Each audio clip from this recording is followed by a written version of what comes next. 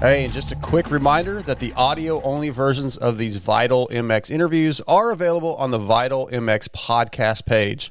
Search for it anywhere you get your pods and let your friends know about it. Dark Side again with Vital MX. This week, I've got Rockstar Huskies Christian Craig on the line. What's going on, Christian?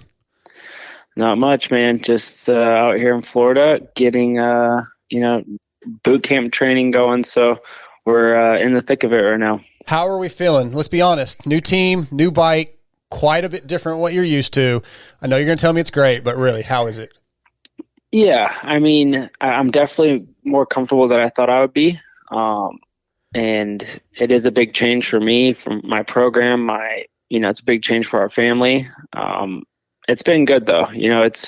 I think change is good sometimes and keeps you out of your comfort zone, especially in this sport. You get too content. That's when you start going backwards. So, I'm not going to say it's been easy and every day's been amazing, but I'm learning and just trying to push each day and get better and try to be ready for A1. What has been the biggest thing to adjust on the bike? Obviously, it's a totally different frame.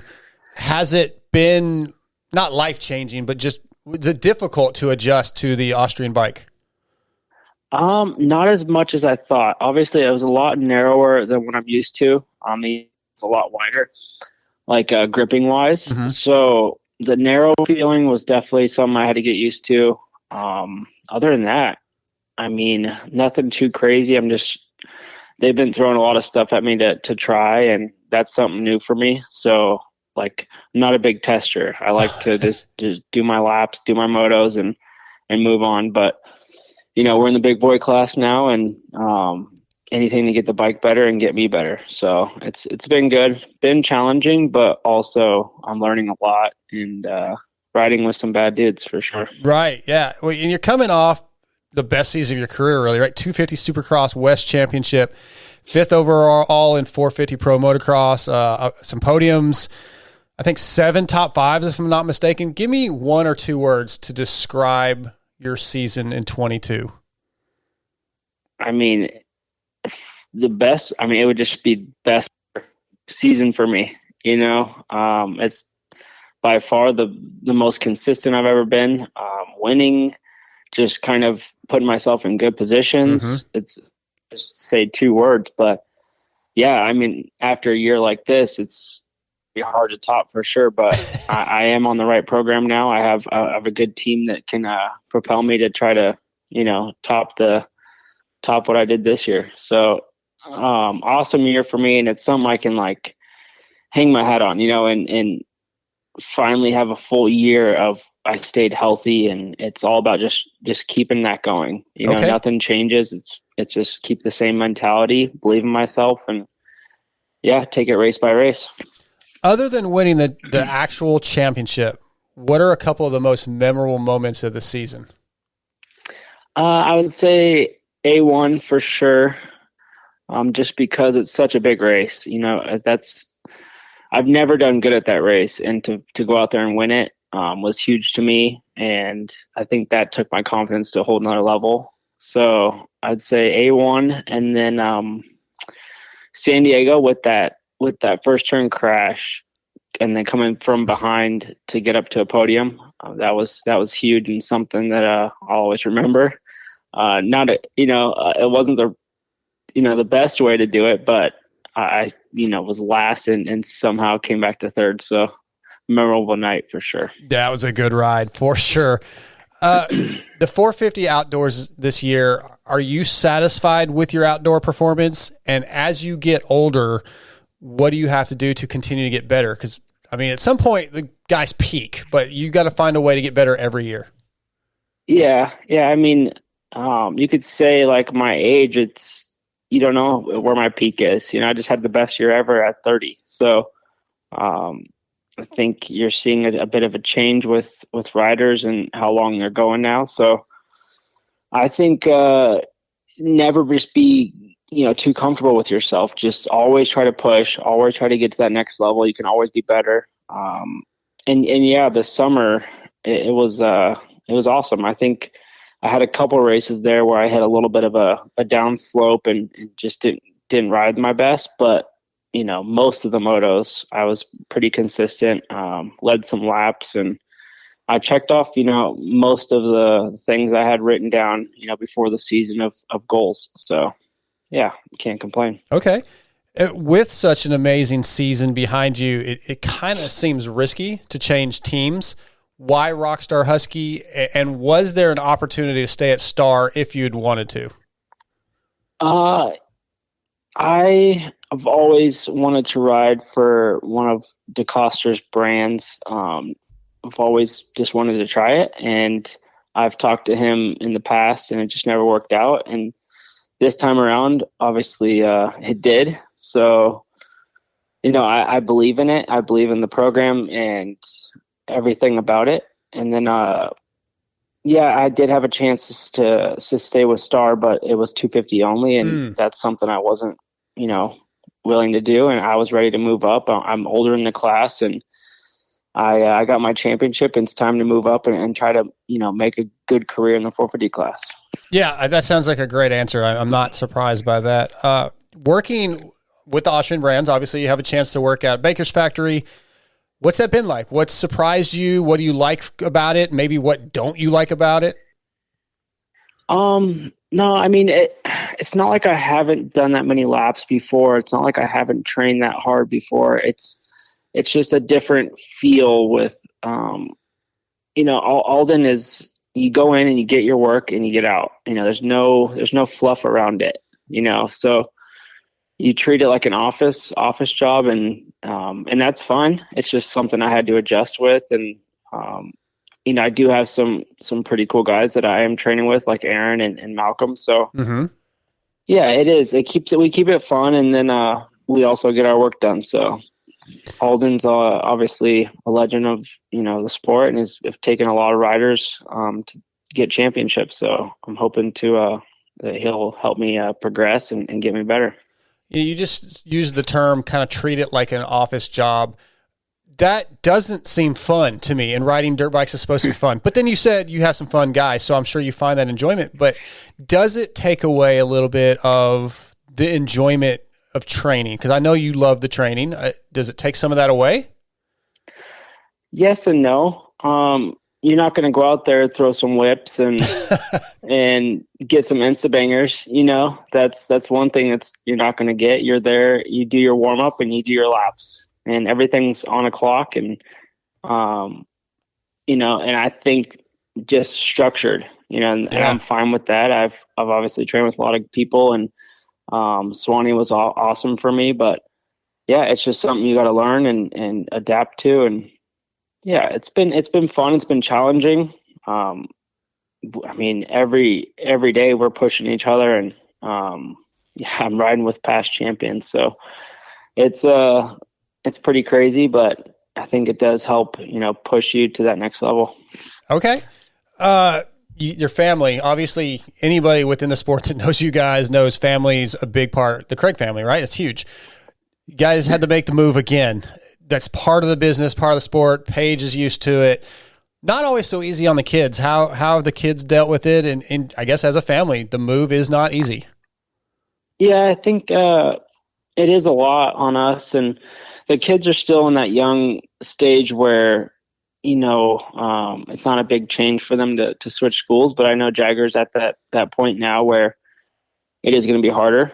So I do see us staying here for a long time. We do love it here in Claremont, and always enjoyed it. I've spent summers here before, just training, and now we're here full time. So we enjoy the city, enjoy it here, and the kids are having fun going to school full time. And yeah, I mean, it's crazy what we have going on, and we've moved 3 times in 3 years. So yeah, we're here for at least 2 years and planning on staying longer.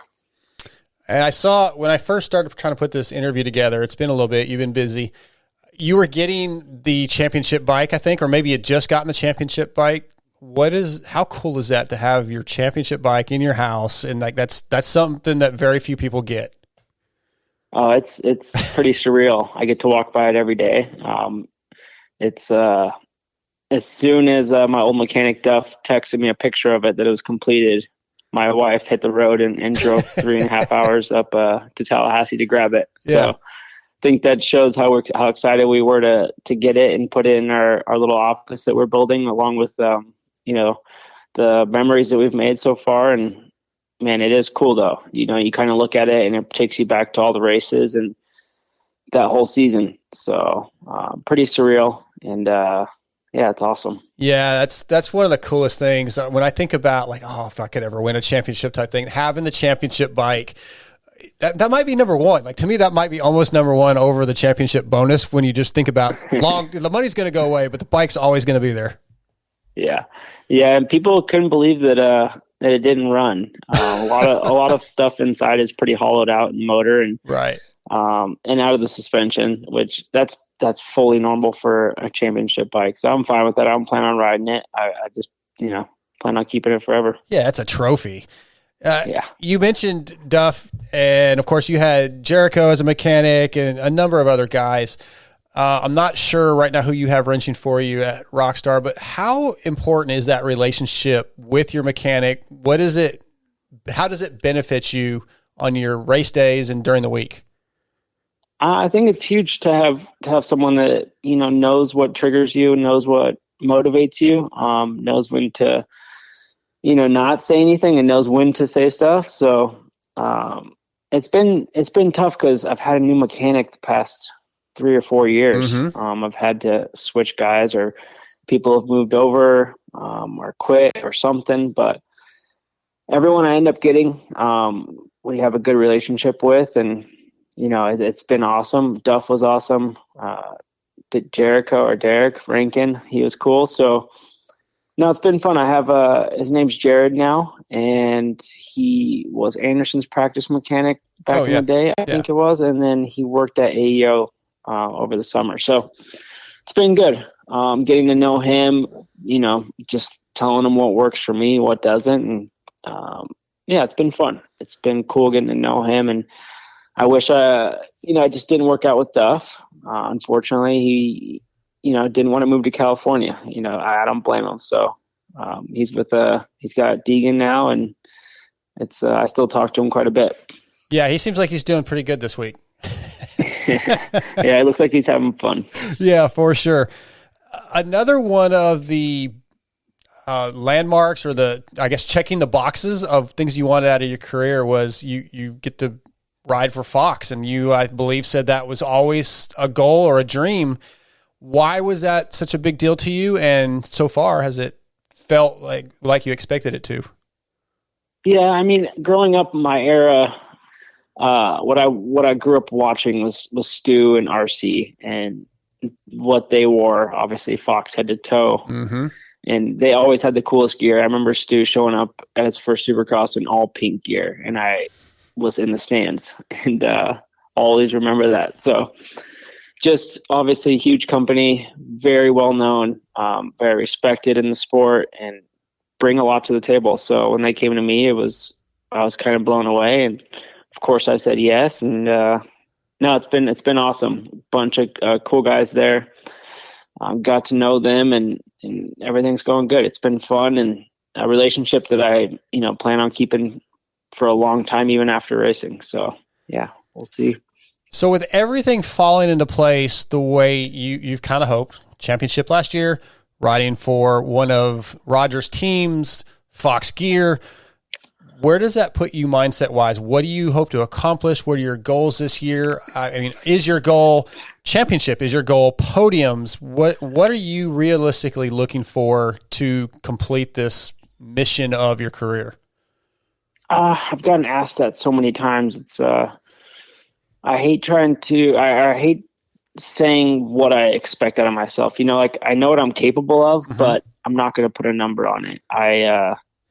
Even last year when I was racing, I knew where I belonged, but I wasn't like, championship or bust. So, this year I know what I'm capable of, and I know that's top 5, and so podiums for sure. And maybe I'll surprise myself and go get some wins, but just try to be there every week. And I think the consistency is going to be huge for me. 17 rounds and be at every race and show up ready to race and try to be the best I can. You just said that maybe I'll surprise myself and get some wins. Why? Be honest. Why would that be a surprise? I mean, you look down the gate, you're going to see a lot of past champions just like me, and people that have a lot more race wins, a lot more experience. You can shoot for the stars, but you gotta be realistic with yourself. And I'm going to put in the work. And if that is fifth or first at A1, then, we'll take it and work on that. But yeah, I just try to keep it level headed, not get too carried away. And obviously I want to win. That's the main goal, but, I need to get a podium first. I need to be consistent first, and then let that all kind of come in play, Yeah. So do you feel like if, as you said, shoot for the stars, maybe have higher expectations than are realistic, and then you don't meet those expectations, would that kind of bother you? Would that hurt you mentally? No. I mean, last year, some of my goals to be at every race, and I missed the last two of Supercross in 2021. So yeah, it stings, but you always set goals high and, try to tick them off one by one. So you can't always be perfect. You just got to, like I said, take it race by race, and by the end of it, we'll reevaluate. Okay. I want to touch on something that, maybe in the overall scheme of things isn't super, super important, but I think it's a cool story. I've talked to you multiple times about your friendship with Dylan, and you've talked about how cool that was to have somebody that you really bonded with on the same team, and you can the families hung out. That friendship now is long distance, basically. Is that a bit of a bummer for you as far as your day to day, not having somebody that you're so close to? Yeah, yes and no. We still send each other videos. He'll send me videos of him riding and ripping, and I'll send him videos also. But we're racing each other now, so we're still gonna be friends, obviously, and keep the respect. But yeah, we're 3 hours away from each other. Obviously, we're not gonna go get dinner every week, but we'll see each other on the weekend, and so we'll obviously keep that friendship going. Yeah, right on. I love the fact that you guys have become friends. We've talked about that multiple times. Yeah. So, Michael Lindsay wanted me to ask you, a number of the riders the younger kids that you've been on teams with over the years, the Chase Sexton, the Lawrence brothers, I guess they kind of call you like dad around the team, is what he's telling me. So, you are kind of one of the older guys, which seems so weird to say because you aren't that old. But do you sort of enjoy that role, being a mentor to the younger guys? Is that something that you've embraced?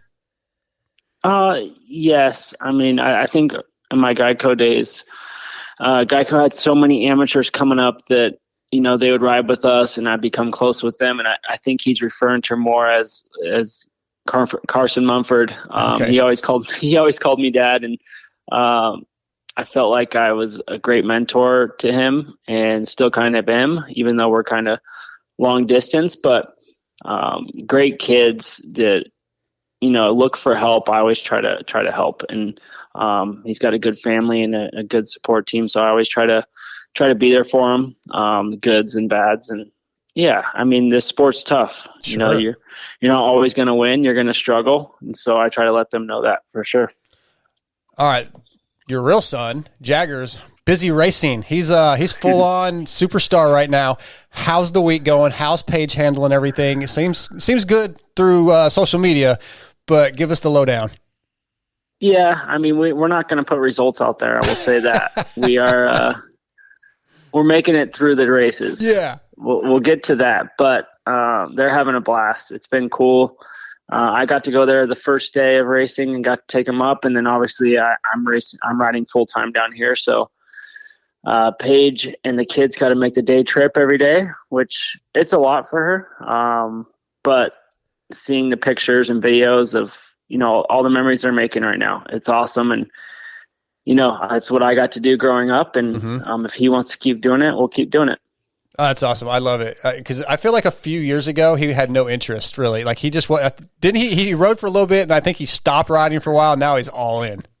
Yeah. And now, I'll always bring it up and offer it to him. And now he just jumps on the offer. And so most of the days after school, we'll go do a little afternoon session at a track or something. So when he wants to do it, I'm there for it, and we'll keep it going as long as he, has that drive.